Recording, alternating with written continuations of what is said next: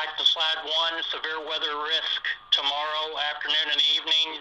You should see the highest threat area over our southeast Missouri, southwest Kentucky, extending towards Evansville, and that'll be in the lower left part of that screen you'll see wind is the biggest severe weather threat in addition to the flooding, but there is also an isolated risk of severe weather, of a tornado.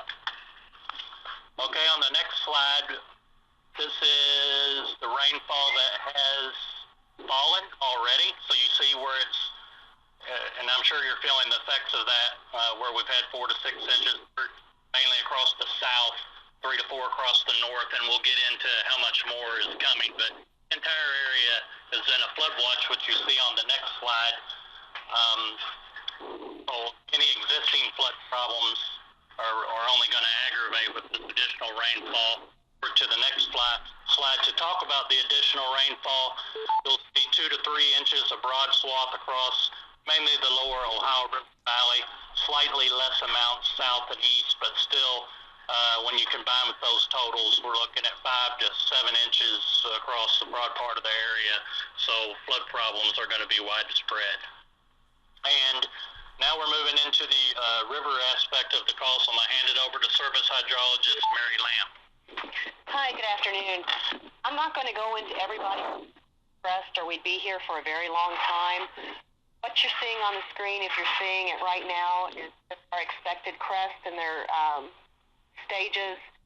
Through the week, we're expecting widespread minor to moderate flooding. In some places, we are expecting major flooding, like at Shawneetown and Grand Chain on the Ohio River. We're expecting all of our points on the Ohio River to crest at some point next week. The important thing is to know that these crests are not going to start falling right after. The rivers are going to stay up. And that, on the next slide, is kind of the important takeaways. You know, we are expecting a lot of flooding, and not just our river flooding. There's going to be a lot of overland flooding because our rivers are up. Smaller creeks and rivers have nowhere to drain, so that water's just going to be sitting there for a very long time until the bigger rivers do start falling. You know, our high water is going to be here for at least the next week, week and a half, maybe in some places as much as 2 weeks. Like I said, until we get the bigger rivers crested and starting to fall, our smaller rivers are not going to have anywhere to drain.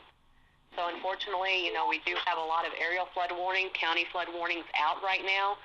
As long as we have road closures and evacuations ongoing, they will remain in effect. With the heavier rains tomorrow, we could start seeing flash flood warnings go up for the burst of heavier rain that comes in with the storms.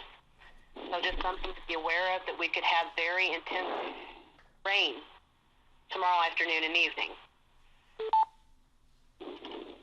That's really all I've got.